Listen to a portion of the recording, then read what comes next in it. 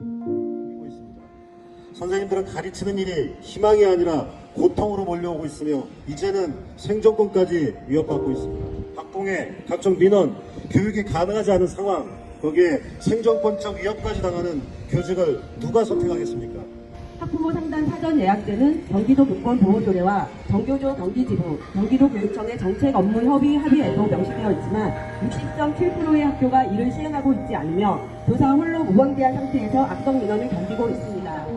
교원의 개인정보가 제대로 보호되지 않아 근무 시간에는 업무 수행이 어려울 정도로 민원을 노출되어 있으며 근무 시간 이후 주말 등에도 교사에게 고통으로 다가오는 악성 민원이 이어지고 있습니다. 이런 민원 처리의 어려움으로 병가나 휴직 등 교직 업무에 힘듦을 호소하고 있으며 이직이나 퇴직을 고려하고 있다는 답변이 절반을 넘었습니다. 그래서 아동학대 처벌법 중 정당한 신화 지도에 대해서는 면책 조항을 두는 조항이 꼭 필요하다고 생각합니다. 또한 교육활동과 교권 침해를 당했을 때 학교 교권보호위원회, 교육청 교권보호위원회 등 각종 제도가 있지만 현재 교사들은 제도의 실효성과 신뢰성에 대하여 문제 제기를 하고 있으며 실질적인 교사보호 대책으로 부족하다고 지적하고 있습니다. 그래서 교권보호지원센터의 전 지역 확대 그리고 전문 인력 보강이 필요하며 지역 교육청별 변호사 선임으로 즉각 교사를 지원할 수 있는 제도가 마련되어야 합니다. 정교조 경기지부는 4개 영역 21개 과제 대책안을 제시하며 경기도 교육청의 특단적인 교권보호 대책 수립을 촉구합니다.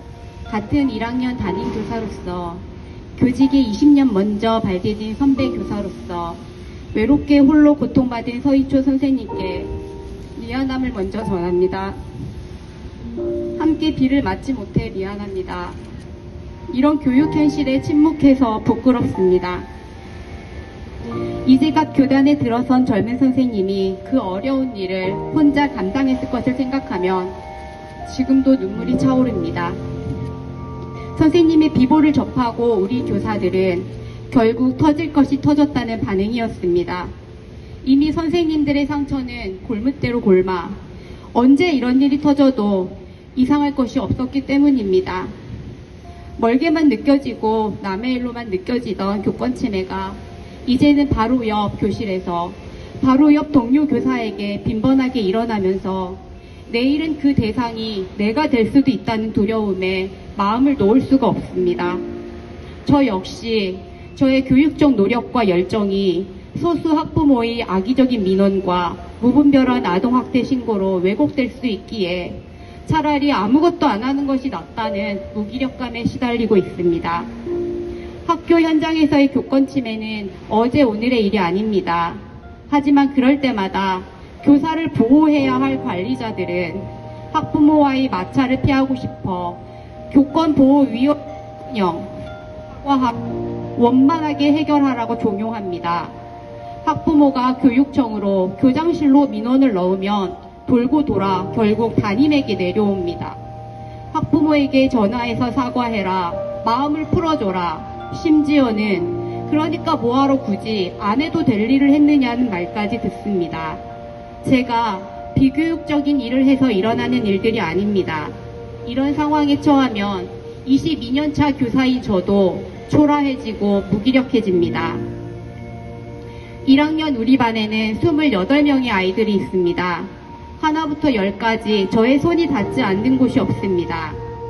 쉬는 시간에도 아이들을 살피고 선생님이 눈에 보이지 않으면 불안해하면서 화장실까지 따라오는 아이들이 있어 화장실 한번 마음 편하게 가지 못했습니다. 물 한 모금 마시지 못할 때도 있었습니다. 그런 제가 들었던 말은 수업 중간에 왜 물을 마시냐, 왜 커피를 마시냐, 카페인 음료는 교육적으로 좋지 않으니 보이지 않는 곳에서 마셔달라는 것이었습니다. 수업 시간에 아이들의 활동 사진을 알림장에 올렸다가 수업 시간에 폰질 그만하고 수업이나 제대로 하라는 폭언도 들었습니다. 친구들을 때리고 고함치며 그런 행동을 제재하는 저를 발로 차며 폭력을 일삼는 아이에게 그리고 그 피해 부모님들과 중재하고 나면 제 마음도 너덜너덜해집니다. 이뿐만이 아닙니다. 학교 현장의 많은 교사들은 교육과 직접 관련이 없는 민원에도 시달리고 있습니다. 오늘은 아이가 학원을 안 가니 집으로 바로 보내달라는 수업 중 문자, 아파트 놀이터에서 생긴 싸움을 학교에서 해결해달라는 요구, 오늘 아이가 몸이 안 좋으니 시간마다 체온을 재서 알려달라는 연락, 학생 상담 목적의 연락에도 일하는데 방해가 되니 저녁에 전화하라는 일방적인 통보까지 교육 본연의 업무가 아닌 이들 때문에 실제로 많은 어려움을 겪고 있습니다. 여기에 일부 학부모의 갑질 민원까지 터지면 숨쉬기조차 힘이 듭니다. 교사들끼리는 영혼을 갈아 넣는다고 표현합니다. 저희가 가르치고 보듬고 가야 할 소중한 아이들이기에 억울한 일을 당해도 우리는 옳은 일을 한 거라며 서로 위로하며 버티고 있습니다. 그런 교사를 사회는, 소수 학부모는 아동학대라는 사슬로 올가매고 있습니다. 심리적, 정서적 학대라며 손가락질하고 신고되기 전에 사과하라며 협박까지 합니다. 우리는 아이들의 배움과 성장을 위해 교사로서 현장에서 잘 가르치고 싶습니다. 이런 노력이 악의적인 민원과 일부 학부모의 이기적인 행동, 그리고 그것을 보호해주지 않는, 오히려 방임하고 책임을 떠넘기는 일부 관리자와 교육청, 그리고 제도의 사각지대 속에서 계속 위축되고 있습니다. 제가 아직 괜찮은 것은 괜찮은 교사여서가 아닙니다. 아직 그런 학부모를 만나지 않아서입니다. 아동학대로 신고되는 순간 피의자로 전락하여 경찰 조사를 받고 학급 아이들과 분리되며 일방적인 직위 해제까지 감내해야 하는 현실 속에서 교권 침해로 인한 상처는 오롯이 교사에게 남아 열의를 깎고 무기력하게 만듭니다. 교권 침해는 일부 적용력 교사의 문제만이 아닙니다. 경력과 무관하게 벌어지고 있으며 지금 이 순간에도 고통받고 있는 선생님들이 있습니다. 교사들이 이렇게 슬퍼하고 분노하는 것은 교사 혼자 감당해야 되고 버텨야 하며 정당한 교육활동조차 보장되지 않기 때문입니다. 제2의, 제3의 희생이 생기지 않도록 교사가 최소한의 자존감을 갖고 제대로 된 교육을 할 수 있도록 교육청은 선생님들을 보호하고 교육을 정상화할 수 있는 모든 조치를 취해 주시기 바랍니다. 실효성 있고 즉각적인 모든 수단을 강구해 주시기 바랍니다. 또 다시 이런 비극이 일어나지 않도록 학교 현장이 정상화될 때까지 우리는 계속 분노하고 계속 외치며 계속 함께 할 것입니다. 서희초 선생님의 명복을 빕니다. 네, 감사합니다. 경기도 교권보호조례에 대한 전면 개정과 교원단체가 포함된 경기도 교육감 직속 가칭으로 교사보호위원회 설치로 교원보호 대책에 대한 지속적 논의구조를 마련할 것을 요구했습니다. 이에 경기도 교육감도 민원 시스템 구축과 교원배상 책임보험에 대한 안전공제의 가입, 교원보호지원센터의 전지역 확대에 대해서 공감하고 실천하겠다 약속하였습니다. 경기도 경기지부는 또한 늦어도 다음 주에는 경기도의 종합적인 대책이 발표돼야 함을 강조하였고, 경기도 교육청은 장기적으로 가야 할 법 개정에 함께 공동으로 개정 촉구를 약속했으며, 선제적으로 적용해야 할 것들은 대책을 마련하고 교원단체와의 재협의를 통해 8월 안에는 종합대책을 마련하겠다 약속했습니다. 추모공간 마련은 정교조 경기지부가 중심돼서 여러 교원단체와 함께 공동 제안을 했습니다. 오늘 협의 시 추모공간을 마련을 다시 한번 요구했고, 교육청에서는 전향적으로 검토를 해서 설치하겠다 답변 받았습니다.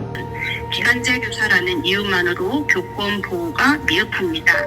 이에 우리는 교사가 교육 활동을 하는 과정에서 학생에 대한 지도가 보장되어야 하며, 기간제 교사에게 차별 없이 이러한 권리가 보장되어야 합니다. 초등학교 네트워크가 주장하는 것은 크게 네 가지입니다. 첫째, 정상적인 교사의 교육활동을 유추시키는 법 개정입니다. 대다수의 학생들의 학습권을 보장하기 위해 현행 아동복지법과 아동학대 처벌법, 학교폭력예방법은 전면 개정되어야 합니다. 수업방해 학생이 있을 경우 교실에서의 긴급 학생 분리 조치가 필요하고, 이를 위해 교사의 생활지도 멸칙조항, 학부모 가태료 등의 교육활동 보호를 위한 법 조치가 필요합니다. 둘째, 학교 공동체성 회복을 위한 공교육의 신뢰가 회복되어야 합니다. 다문화, 정서위기 학생, 가족 결손 등으로 학교 교육활동은 과거보다 매우 다양하고 복잡해졌습니다. 관련법 개정 등은 단기적인 대책밖에 될 수 없으므로 학교 스스로 교육 공동체성을 회복할 수 있는 교육 구조로 개선되어야 할 것입니다. 기존의 교사에게 책임지우는 교육 방식에서 벗어나 학생, 학부모, 교사, 즉 교육 3주체에 의한 교육 공동체성이 회복되고 그것이 학교 문화로 정착되어 다시 학생 배움에 대한 교육 공동체의 책임으로 담아낼 수 있어야 합니다. 셋째, 반주도가 아닌 교육 당사자 중심으로 근본적인 교육의 방향이 전환되어야 합니다. 교육부나 교육청의 교권부는 학교 내의 다양한 교육 여건과 상황, 교육 당사자의 요구를 담아내지 못하였습니다. 최근 도입한 2,800억 상당의 4세대, 나이스 등 교육 현안 문제와 교육청의 새로운 정책과 공모 사업 등은 사전 협의 없이 학교의 탑다운 형식으로 강제되었으며 교육 활동을 저해하였습니다. 최근 서희초 교사의 담당 업무는 4세대 나이스로 학기 중 너무 급하게 추진되어 담당 교사에게 아주 큰 부담과 많은 민원을 낳게 했습니다. 이를 위한 근본 해결책으로 교육감은 교원단체와의 간담회를 정례화해야 합니다. 교육청의 새로운 제도나 사업 등은 기획 단계부터 교원단체의 의견을 수렴하여 진행을 해야 더 이상 안타까운 사태가 발생하지 않을 것입니다. 마지막 넷째, 교사는 교육활동에 전념할 수 있는 구조로 교육체제 개편과 지원 방향을 만들어야 합니다. 교육청은 각종 본문서와 지침, 본문사업 등으로 공모사업 등으로 학생보다 행정을 더 중요시하는 풍토를 가져와 공교육력을 약화시켰다는 지적이 많습니다. 일회성 사업이나 선명하다시 공문 등에서 벗어나 교사가 교실 안에서 교육활동에 전념할 수 있도록 추가 예산과 인력 지원이 반드시 있어야 하겠습니다.